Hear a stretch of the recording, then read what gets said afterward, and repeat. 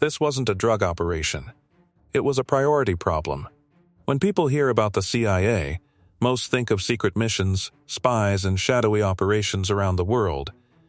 But there's one story that has haunted the agency for decades: the connection between the CIA and drug trafficking in the 1980s. Did the CIA actually work with drug cartels? Did they look the other way while criminals smuggled cocaine into the United States? How much did they really know? And why didn't they stop it? To understand this, we need to go back to Central America during the Cold War and meet a group of fighters called the Contras in Nicaragua. This story is full of politics, war, and moral questions that still shock people today.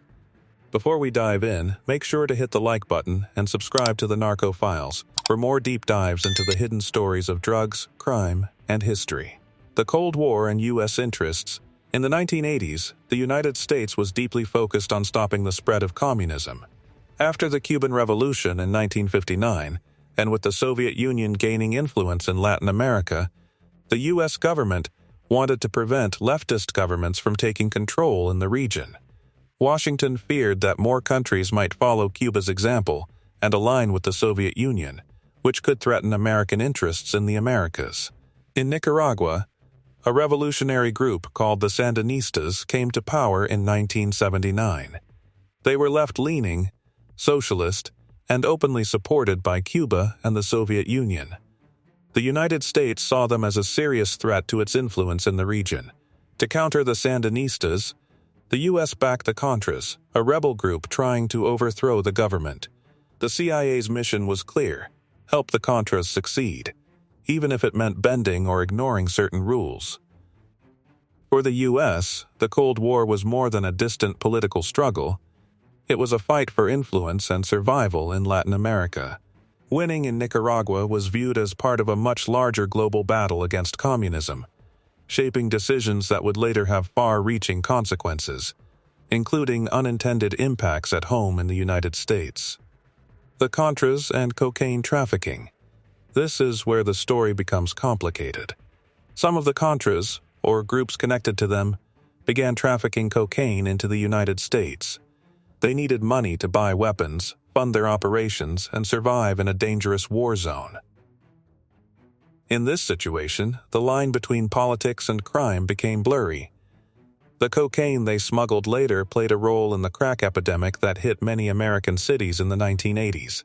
Cities like Los Angeles, New York, and Chicago experienced sharp increases in addiction, crime, and social problems.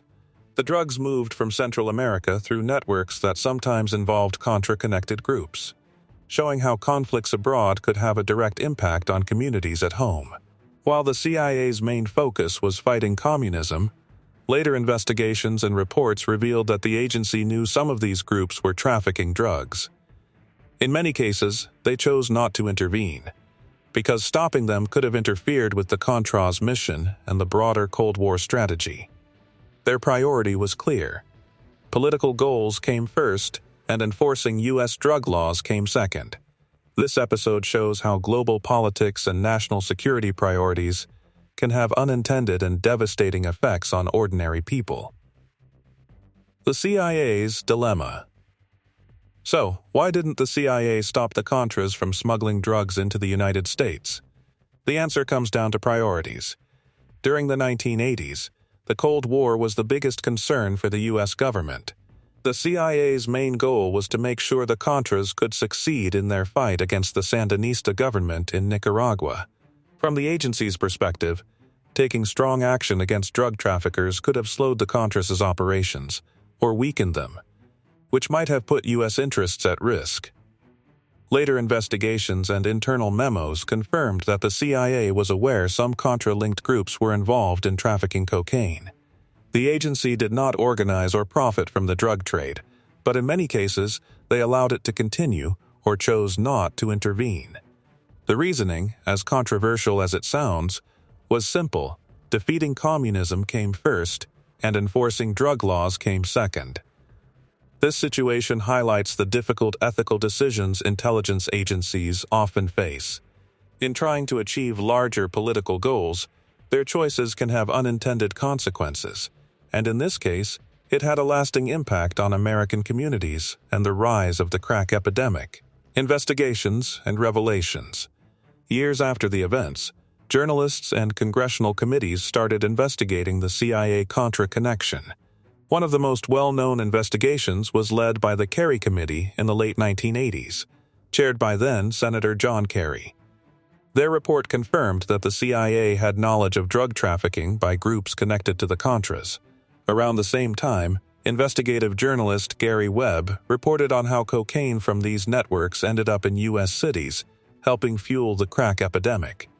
His reporting was controversial and faced heavy criticism, but later evidence showed that much of what he uncovered was accurate. Even with all these revelations, there was no proof that the CIA directly ran the drug trade. The agency insisted that their mission was only to support the Contras as part of America's anti-communist efforts. They didn't profit from or control the drug operations themselves, but their choice to let certain groups operate showed how Cold War priorities sometimes outweighed domestic concerns. This story remains one of the most debated chapters in CIA history. The crack epidemic and its connection. The cocaine smuggled by Contra-connected groups played a role in the rise of the crack epidemic in the United States during the mid to late 1980s. Cities like Los Angeles, New York, and Chicago experienced a sharp increase in crack use, addiction, and crime. Communities were devastated, families were broken, and neighborhoods faced long-lasting social problems. Some critics argue that the CIA's focus on the Cold War indirectly made this public health crisis worse. While the agency did not sell drugs themselves, their choice to look the other way and allow some trafficking operations to continue meant that cocaine moved more easily into U.S. cities. The social consequences were severe, and the impact is still felt today. This situation shows how foreign policy decisions, made thousands of miles away, can ripple back home and affect everyday people in ways no one planned. It's a complicated chapter in U.S. history that raises hard questions about priorities, ethics, and responsibility. Public reaction and controversy. When news about the CIA's connection to the Contras and drug trafficking came out, it caused a wave of public outrage. Many Americans couldn't understand how a government agency could knowingly allow drugs to enter their own country. Critics called it a scandal, an ethical failure, and even a crime of omission. People were shocked that national security priorities seemed to outweigh public safety. The CIA defended its actions by saying their main mission was national security and stopping the spread of communism in Central America. From their perspective, defeating the Sandinistas and supporting the Contras was more urgent than enforcing drug laws abroad. They argued that interfering with the Contras could have weakened the U.S.'s position in the Cold War and led to bigger consequences. This controversy left a lasting mark on public trust. It showed how government decisions, made for global strategy, can have unintended and devastating effects at home. Key takeaways. What we learned. So, did the CIA actually work with drug cartels? The short answer is, not directly. The agency did not organize or run cocaine trafficking, and they did not sell drugs themselves. But the long answer is more complicated. The CIA knew that some of its allies, the Contras, were involved in smuggling drugs into the United States. In many cases, they chose not to stop it because their main goal was defeating communism during the Cold War. This story raises a difficult ethical question. When national priorities clash with public safety, where should the line be drawn? In this case, the CIA clearly prioritized Cold War objectives over U.S. drug laws. The result was that American communities faced serious consequences, including the rise of crack cocaine in cities across the country. It's a chapter in history that reminds us that government decisions can have unexpected and lasting effects on everyday people. The legacy of the CIA-Contra controversy. The CIA-Contra controversy left a deep and lasting impact on how people see the agency. It reminds us that intelligence organizations often operate in the shadows, making decisions that the public rarely sees or fully understands. These choices can sometimes have consequences far beyond their original goals, affecting ordinary people in unexpected and even tragic ways.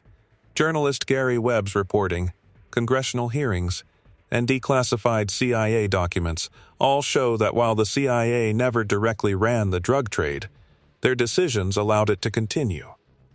By prioritizing Cold War objectives over drug law enforcement, they indirectly contributed to the growth of cocaine trafficking and the rise of the crack epidemic in U.S. cities.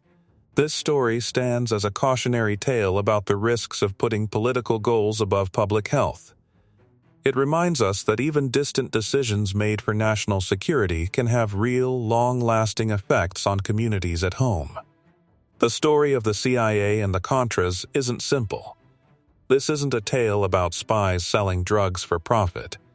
It's a story about priorities, politics, and tough ethical choices. In the 1980s, the CIA's main goal was defeating communism. Enforcing drug laws, even in the United States, sometimes came second. Understanding this history is important. It shows how government decisions, even those made for national security, can affect everyday people in ways we never expect. The CIA didn't create the crack epidemic, but their decisions allowed parts of the drug trade to grow during a critical moment in U.S. history. So, did the CIA ever work with drug cartels? Not directly, but they did make the conscious choice to let certain groups operate, because winning the Cold War came first. That's the hard truth. If you found this story eye-opening, hit the like button and subscribe to the Narco Files for more deep dives into the hidden stories of drugs, crime, and history. Here's a question for you. Do you think the CIA should have stepped in, even if it meant risking Cold War objectives? Comment your thoughts below. We'd love to hear what you think.